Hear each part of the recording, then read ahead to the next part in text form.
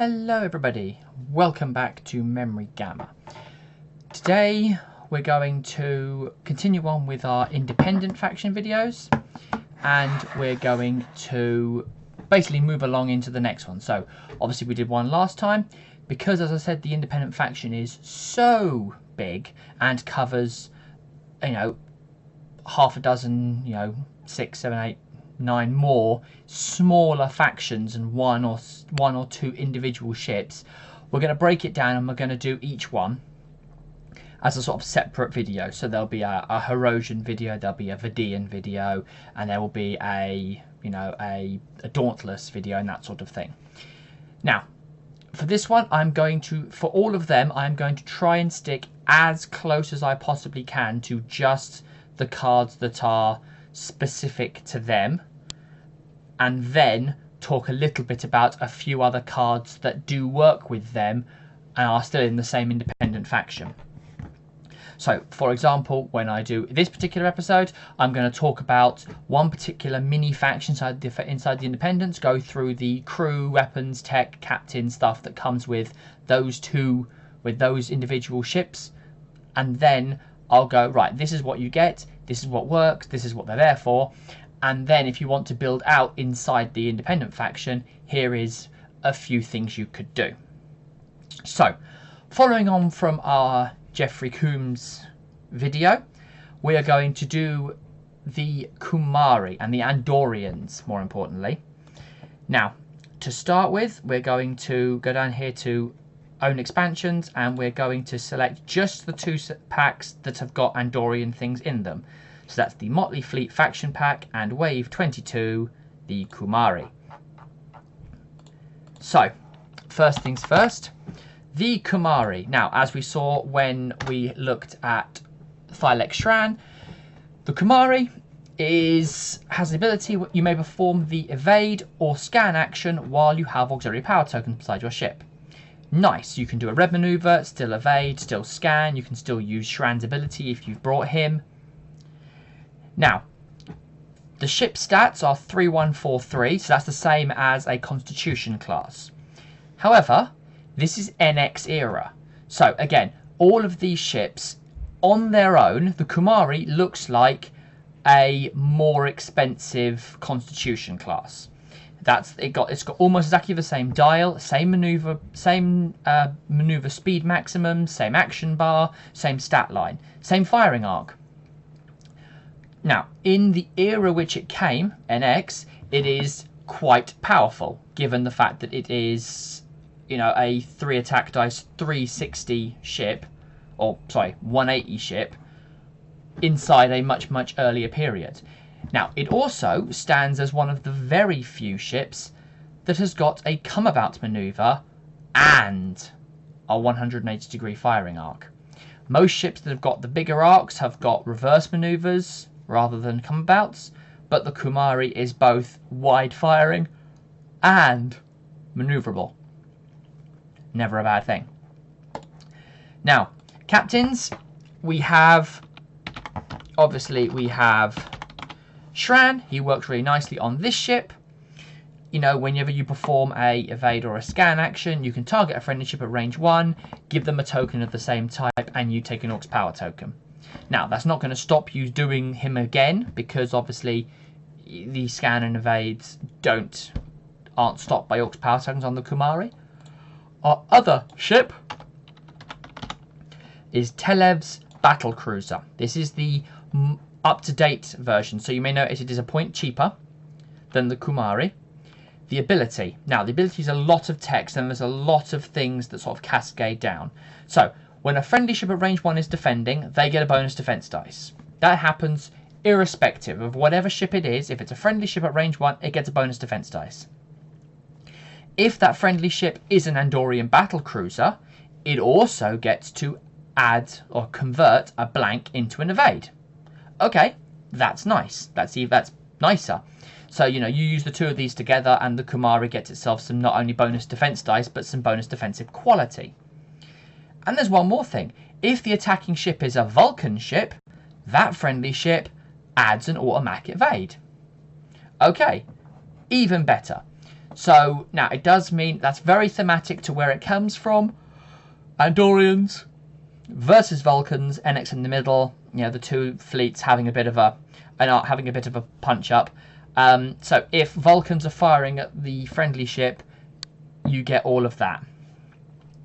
So the first thing always happens, the +1 defense dice. Then there's two following criteria. You don't have to trigger both of them, and it doesn't have to be it's this, then this, and then this.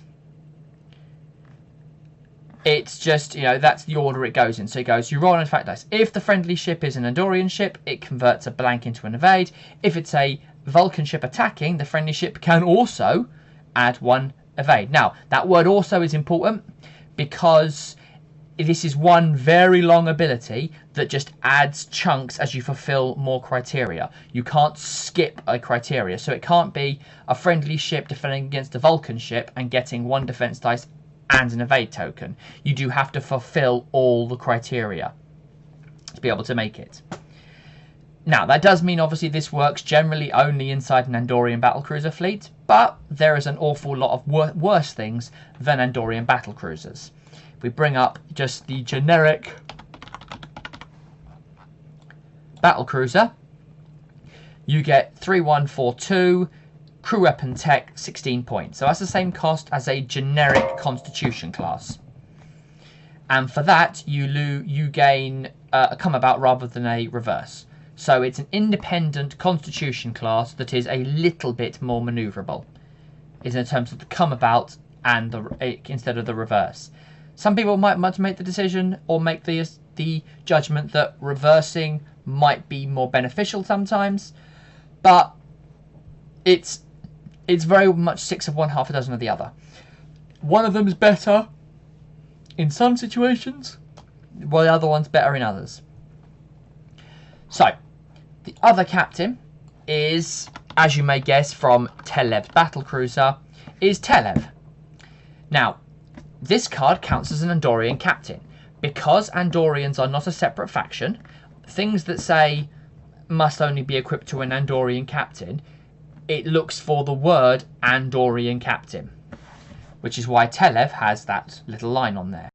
And when this ship spends an evade token or a battle stations token, you can target a friendly ship at range 1 to 2 and give them one of those tokens. So, little sort of like double tap combination here because it bounce between them. So the Kumari does its move. So the Telev will move first, do a battle stations, then Thylex Shran will move, do an evade, give an evade token to Telev. Telev's now got an evade and a battle station. When he spends the evade or battle stations token, he can then give those tokens back to the Kumari. Now the problem with that is Telev is skill 5, so lower. He might take the evade and the battle station, probably going to be spent on the defense, and because he is not a you may, he is a when this ship spends. If you manage to give him, say, 4 evade tokens and he spends all 4 tokens, and he spends an evade token and a battle stations token, you can trigger this. It triggers every time you would spend an evade or a battle stations token. So if you get multiple of those tokens, you can hand them all over to a friendly ship, and it's range 1 to 2. So, very fleet synergistic. The Andorians work very good being together. Now, there's no admirals, not for the Andorians. There's no social constructions, no ambassadors. Talents. There is 2 talents. There is the one that came with Shran and the one that came in the Motley Fleet faction pack.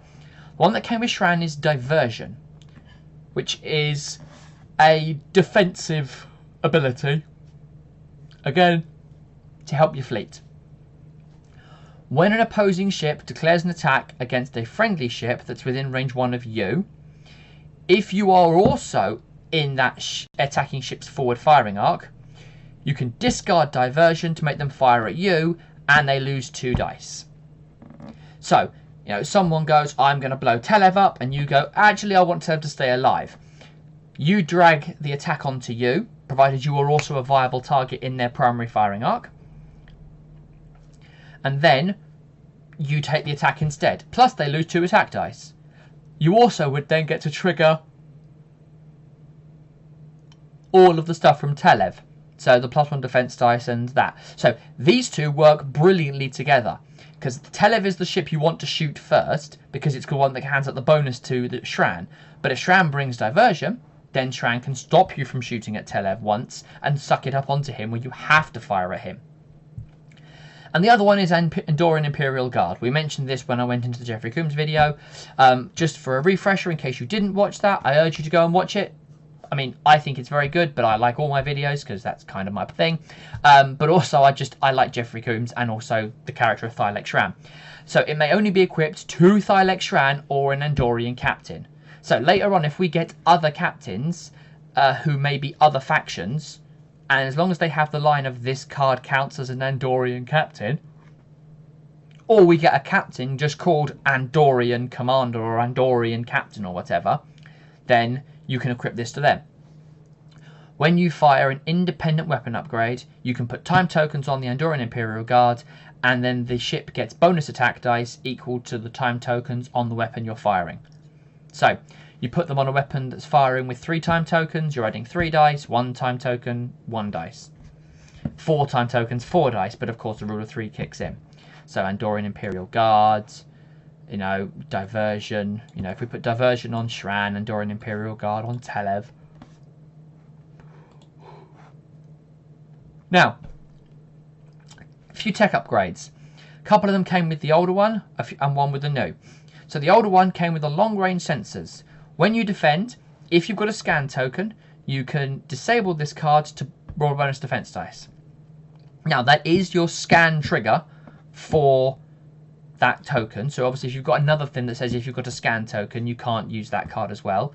But long-range sensors is a way for you to trigger the get a bonus defense dice. The next one is Tractor Beam. Discard this card, target a friendly ship at range 1. That ship performs an additional green maneuver with the speed of 1 and gets a bonus defense dice this round. So again, everything's about helping your friends, passing on bonus defense dice, absorbing attacks, handing out bonus tokens, you know, redirecting attacks. The final one is the best one out of the 3, and also it is Andorian Battlecruiser locked. So you can only ever use it with these ships. So, it's enhanced shield emitters. You increase the ship shields by 2.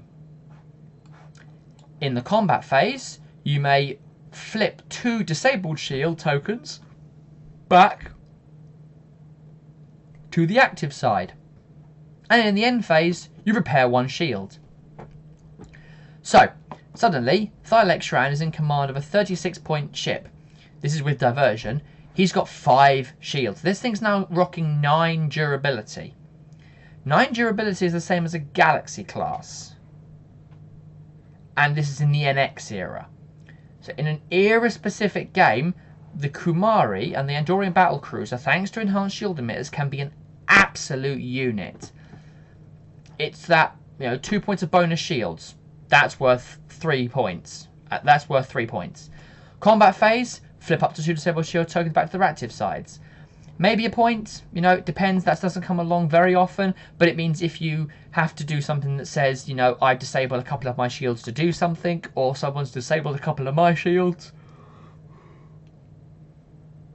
then that works. And also it's the start of the combat phase. So after someone said, gone, PSF, Projected Stasis Field, and turn all your shields off. Enhanced Shield Emitters goes combat phase, 2 of them come back. And in the end phase, shield repair. Now, a passive 1 shield repair every single turn is worth 2 points on its own. So this card here, you're getting 6 points of ability for 5 points. Yes, it's locked to Andorian Battlecruiser. A tiny part of me would have wanted this to be NX Enterprise as well, if only for the episode Twilight. If you haven't seen Twilight, Series 3 NX Enterprise episodes, I'm not going to go into details, but there is a point at which the NX Enterprise does have enhanced shield emitters given to them by General Shran. It was just really nice seeing the ship with some shields. Which you can do to the NX anyway, but it just, since they were given to them by Shran, this card works nicely. Now, that is amazing, and it really should be on pretty much every Andorian battlecruiser you run, because it's just the best thing. Tractor beam is nice. It can be used to help a friend, you know, move on a little bit. It doesn't stop them from attacking. It just takes your action. And it gives them a bonus defense dice. So it can be useful to get someone out of a tricky situation. If they're fleeing towards you, you can grab them and pull them towards you. You could use it to move them behind an obstacle so that the enemy can't get them. Then we've got crew. Now there is 2 crew upgrades and they're both at the top here. So we have Talas, which is Shran's girlfriend. When a friendly ship at range 1 of your ship is declared the target of an attack, discard Talas to target that ship. If you do, the friendly ship can spend your battle station and evade tokens as if it was beside their ship. So, you know, Talas goes on your ship, Telev gets targeted, you can discard Talas, and then Telev can spend Shran's evade and battle stations tokens as if they were Televs. You know? Now, I will point out that in that situation, he would spend that token, at which point he would then be able to immediately give it back to Shran thanks to his ability. So that's quite nice. The next one is Tara, Susie Plackton in her Andorian garb. Now, she is a 5-point Andorian battlecruiser locked crew. However, her action is remove this card from the game and target an opposing ship. Now, the emphasis there is remove this target card from the game, which means that this cannot be saved. There is a difference, as I've said before, between removing a card from the game, like Tara and Torpedo Fusillade, to discarding a crew member or an upgrade, like you know, Transphaser Torpedoes or Talas. She is removed from the game. Nothing can prevent this. Nothing can bring her back, because she is removed from play. She has not been discarded. And then she, at range 1, she discards a captain or admiral card equipped to that ship. Admiral. She is one of a very, very small subset of cards which can actually affect admirals directly. There's a handful which can affect admirals eventually. Gul Madred can kill the captain. Admiral turns into a captain, then he can kill the previous admiral. Thaleron Weapon could kill... Thaleron Weapon, the modern one, can kill an admiral or an ambassador or a captain or a crew. The original one can kill the captain and all the crew, and then the admiral when the captain dies. But she just goes, I go to range 1, action, your captain or admiral is discarded. Now, admiral is the important point there. Admirals do seek a lot of play, especially a handful of them. Admiral Shinzon, Admiral Forrest, Admiral Kirk for the bonus slots. And there is nothing in the game which prevents an admiral discard.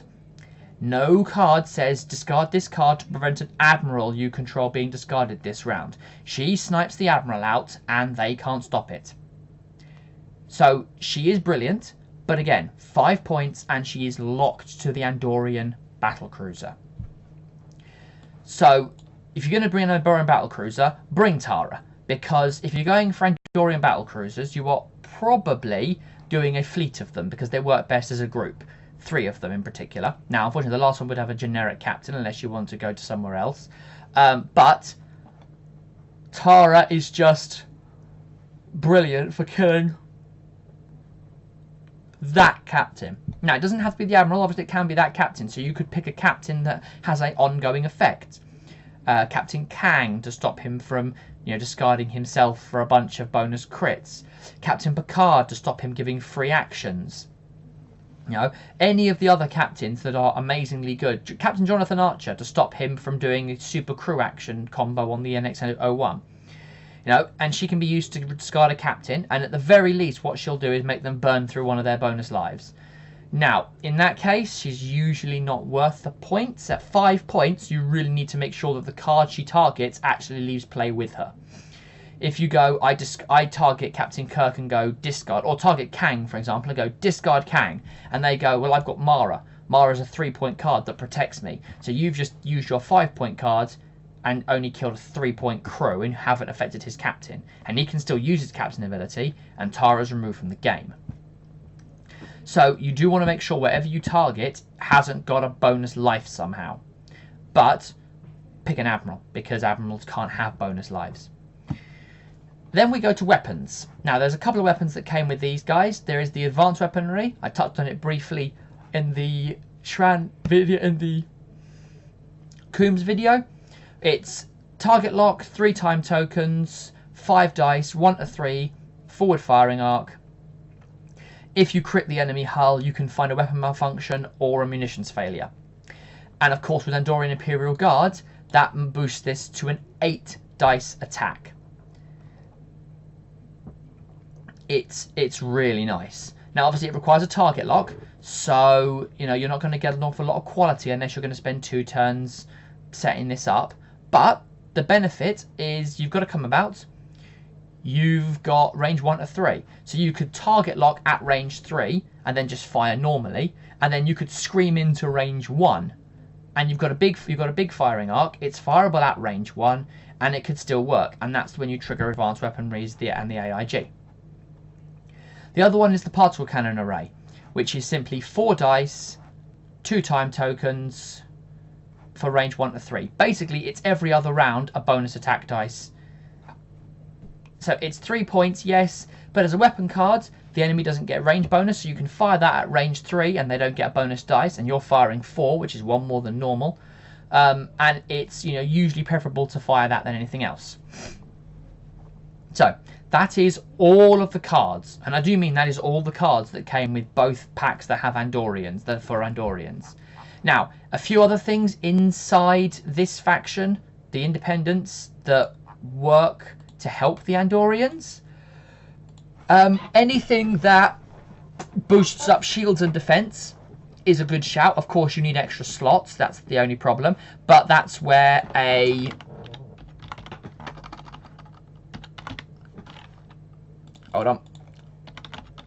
repurposed cargo hold. The name ships come with double weapon slots.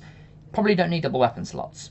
Repurposed cargo hold swaps out the 2 points, swap out your crew weapon or tech for a weapon or a tech. Now, it sounds a bit of a like for like, but this is trading in a weapon for a tech slot. That tech slot, you could bring anything that boosts their defensiveness. So obvious ones include things like anything that gives you bonus defense dice, anything that gives you bonus shields. I'm going to do this card here, but it's probably going to be a separate video for this card because it's just so potent. Refractive shielding. It's just amazing. It's 4 points, so it's cheaper than the enhanced shield emitters. It gives you a shield and an agility, and as long as you have shields up, while they're at range 2 to 3 of you, unless they've got a scan token, they skip the modify attack dice step. So when they get to range 1 or have a scan token, it's normal.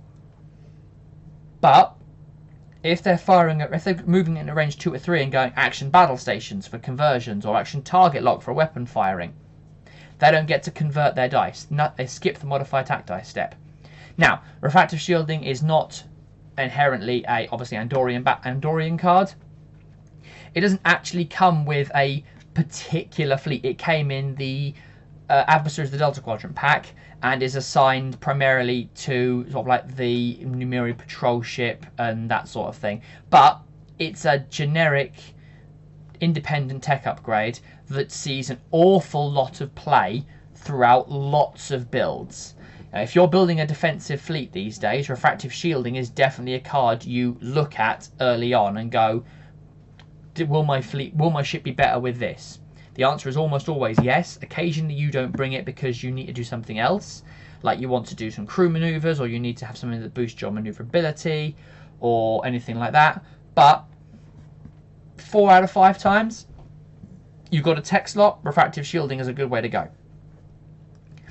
Other things you could do, I mean, you could repurpose cargo hold this thing, and you could cloak one of these ships. I know it sounds a bit silly because obviously you've just had the enhanced shield emitters, but you could drop the enhanced shield emitters and bring a cloaking device. Again, I'm not saying you should. It's simply something to keep you in because you want to make sure you're always near your friends. So the ability to move and then go, right, well, I had to move this way to avoid something. The ability to go sensor echo and move back into ranges of my friendly ships is nice. anything that affects lots of friendly ships. So a task force commander is an elite talent, the original one that's just target friendly ships. Extend shields for friendly shield repair. Tunneling neutrino beam to help with friendly hull repair. There's lots of stuff that goes with these guys to help them be sort of like defensive for each other. But these are said of the cards that came with the Andorian packs. There's not an awful lot, but I do like them. The Kumari Andorian Battlecruiser is a very, very nice ship, and there's a lot of sort of potential for it. Even if you just take that ability on its own, if you've got someone that gives you those actions as a free action, like Picard or Spock, or anyone that gives you a free evade or a scan action, you can do those every single turn, irrespective, and throw yourself around, like you're in a drag race. So that's the Andorians. Thank you very much for joining me. If you do have any questions, any queries, you want to talk about any particular cards, then drop me a message, put it in the comments, and I will get to it. And as I keep doing the videos, I'm going to be doing several of these. These will all come out in fairly quick succession. I'll try and do a different video in between each one, so it's not just all the same topic one after another. But as I said, I'll go through each one of the big independent groups inside the independent faction, so the Herosian, the Vidians, the Gorn, the Tholians, all that sort of thing, with an individual video, and quickly talk about all the cards that are unique or special to that faction, because the independents are just so huge. Alright, so thank you very much for joining me. I said, if you enjoyed it, like the video, helps me out greatly, and it just means that, I know I'm, giving you information and, helping you out. Even if all you do is you learn something new about one card, then I'll consider this to be a good video. So, thank you very much, and we will see you next time.